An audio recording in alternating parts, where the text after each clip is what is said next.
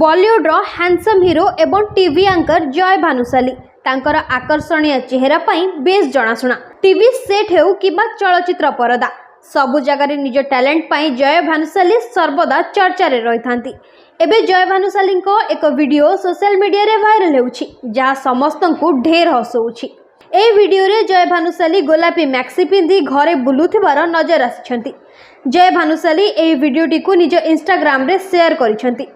एथिरे जय भानुशाली निज मंतव्य देइछंती एवं एहा पछर कारण मध्य कहिछंती। ए वीडियोर मंतव्य रे जय लिखिछंती जे मु एही गोलापी मैक्सी पिंधिछि कारण जियो तारा मते एही परि देखिबाकू चाहुथिले, ताकू खुशी करबा पई मु एही मैक्सीटी पिंधिछि, किंतु वर्तमान मु भाबुछि एहाको काहेकि पोस्ट करी, एहा अत्यंत लज्जाजनक। तेबे एही वीडियो रे जय एक गोलापी मैक्सी पिंधि रूम को बाहर को आसिछंती एवं तांको सामने रे तांको पिलां को देखिबा को मिलिछि। जय रूम रु बाहर को आसीबा मात्रे निज पिला मानन को हाई फाई देइछंती एवं तांको मुह लाजरे लाल पड़ी जाइथिला।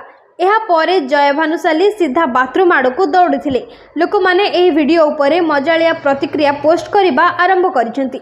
जणे व्यक्ति कहिसेंती माही को मैक्सी पिंधि ढिला करंतु नाही।